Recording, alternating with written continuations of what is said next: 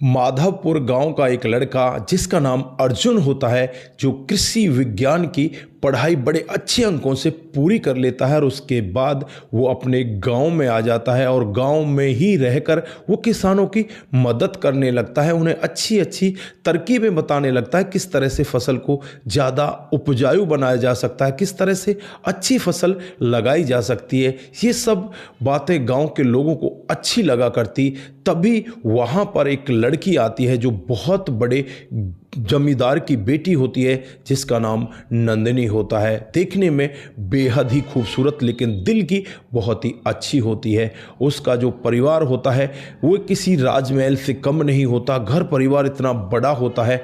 और जब नंदिनी अपनी पढ़ाई पूरी करके घर परिवार में रहने लगती है तो एक दिन का वाकया होता है जब वो अपने खेतों पर जा रही होती है। रास्ते में यहाँ अर्जुन को हल चलाते हुए देखती है और हल चलाते देखते हुए हंसने लग जाती है और कहने लगती है कि तुम तो पढ़े लिखे गवार हो, पढ़ लिख कर भी अब हल चला रहे हो, अब तो ज़माना बदल चुका है, ट्रैक्टर्स चलाओ और कुछ चलाओ। लेकिन अर्जुन यहाँ पर उससे यही कहता है कि तुम्हें नहीं पता हल में कितनी ज़्यादा ताकत होती है।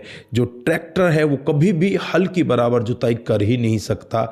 अब यहाँ पर नंदिनी आगे बढ़ जाती है और जैसे ही थोड़ा आगे बढ़ती है वो एक गड्ढे में नीचे गिर जाती है। वहाँ पर कोई भी नहीं होता। नंदिनी चीखने लगती है, चिल्लाने लगती है और अर्जुन अब दौड़कर उस गड्ढे में कूदता है और फिर एक रस्सी पेड़ से बांधकर उसे ऊपर खींचता है। और जब यहाँ पर नंदिनी इस तरह से अर्जुन का व्यवहार देखती है तो उस पर मोहित हो जाती है। पहली बार नंदिनी को ऐसा लगता है कि कोई है जो तेरी मदद कर सकता है, तेरा साथी बन सकता है।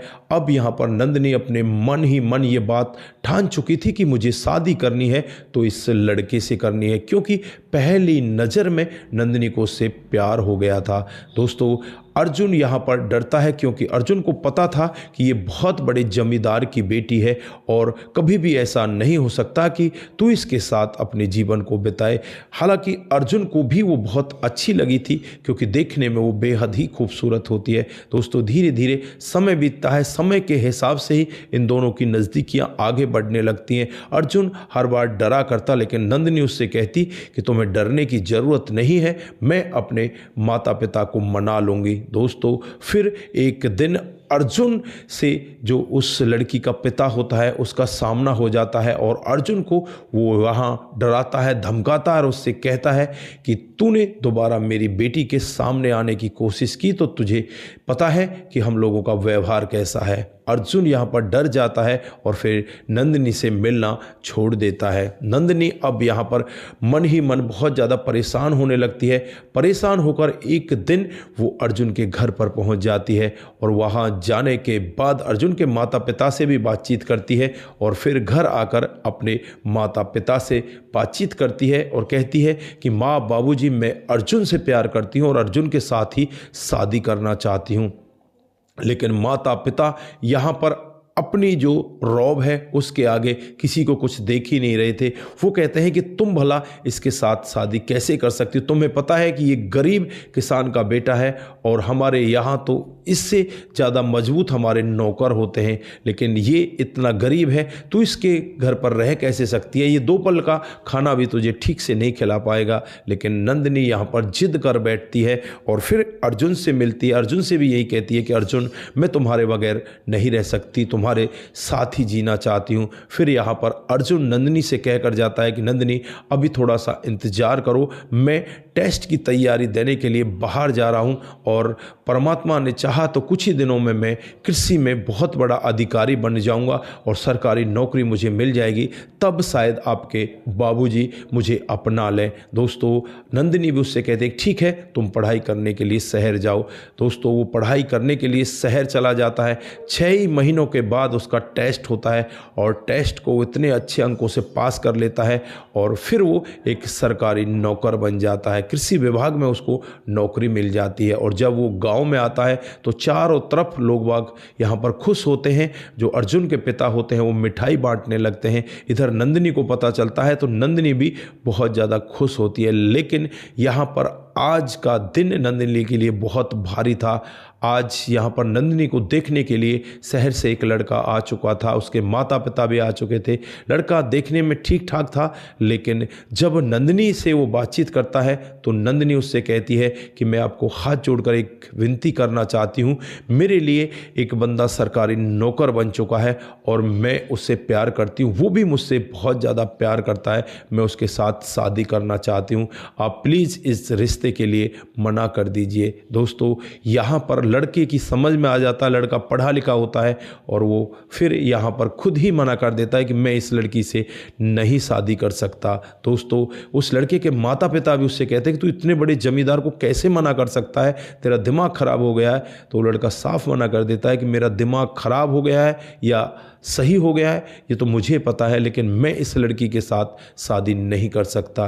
दोस्तों, चुपके वो अपने माता पिता को पूरा वाकया बता देता है कि ये लड़की किसी और से प्यार करती है। माता पिता भी यहाँ पर बिना कुछ कहे उस घर से आगे की तरफ निकल जाते हैं और इधर जो नंदिनी के पिताजी होते हैं वो अपनी यहाँ पर बेइज्जती महसूस करते हैं और फिर वो अपनी बंदूक निकालते हैं। बंदूक निकालकर सीधे अर्जुन के घर की तरफ चल देते हैं। दोस्तों, जैसे ही वो थोड़े आगे बढ़ते हैं, रास्ते में होता कुछ ऐसा है, एक जो पेड़ होता है वो बिल्कुल अपनी स्थिति में बिल्कुल खड़ा हुआ था और वो अचानक ही उस पिता के ऊपर गिर जाता है। उसकी जो बंदूक है वो हाथ से छूट जाती है और वो पेड़ के नीचे दब जाता है। तभी वहाँ से अर्जुन निकल रहा होता है। अर्जुन जैसे तैसे करके इस पिता की जान को बचाता, हालांकि काफ़ी चोटें उसके शरीर में आती हैं और फिर उन्हें नज़दीकी हॉस्पिटल में एडमिट कराता है और वहाँ पर उनका इलाज चलता है। दोस्तों, जब यहाँ पर डॉक्टर साहब उस पिता को ये कहते हैं कि अगर आप 10 मिनट और लेट हो जाते तो शायद हम आपको नहीं बचा पाते, आपको इस लड़के का धन्यवाद करना चाहिए। सामने अर्जुन खड़ा होता है। अर्जुन को अब ये पिता देखकर एकदम से टूट जाता है और यहाँ पर अपनी गलती का एहसास करता है। वो अपने घर से इस अर्जुन को मारने के लिए आया था, लेकिन अब यहाँ पर अर्जुन ने ही इसकी जान बचा ली।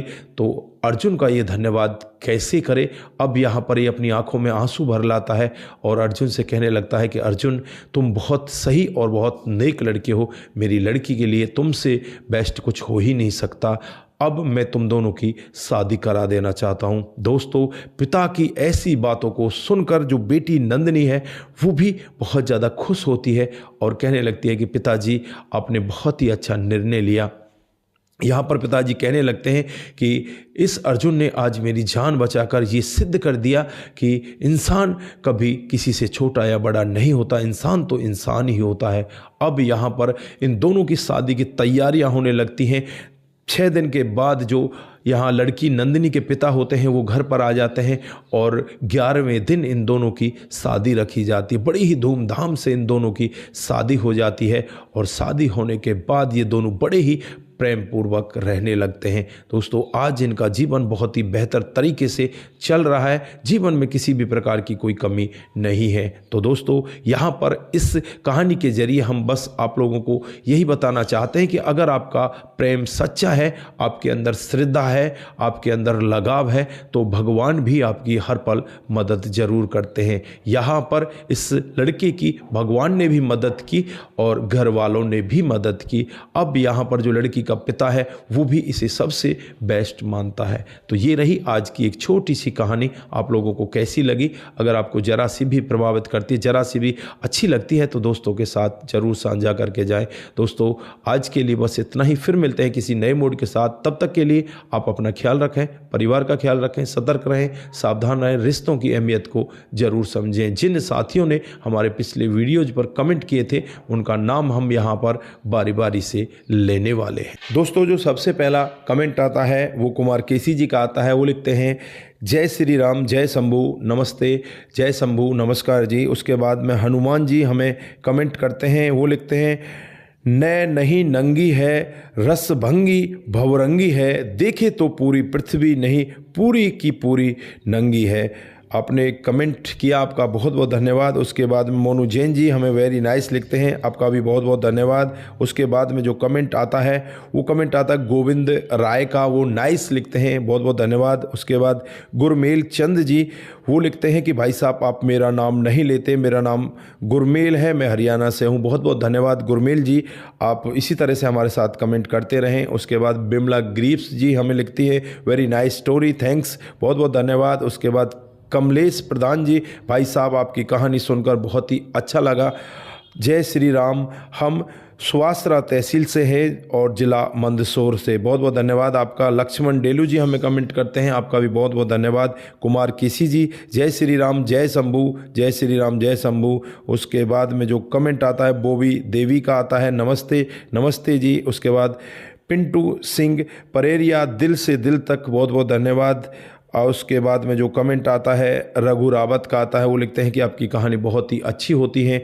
रतनलाल शर्मा जी, नमस्कार भाई साहब, आपकी कहानी बहुत ही अच्छी लगती है, आपकी कहानी का इंतज़ार रहता है, बहुत बहुत धन्यवाद। राम गोसाई जी, बहुत बहुत अच्छी कहानी है। Anoop Singh ji, warning to all family member, बहुत बहुत धन्यवाद। Mahi Umar ji, sad news, Prabhu Dayal ji very nice. Munmun Srivastava ji हमें कमेंट करते हैं, आपकी कहानी बहुत ही अच्छी होती है, बहुत बहुत धन्यवाद। उसके बाद सूरज DEO का कमेंट हर दिन की तरह हमारे कमेंट में आता है, आपका भी दिल की गहराई से बहुत बहुत धन्यवाद।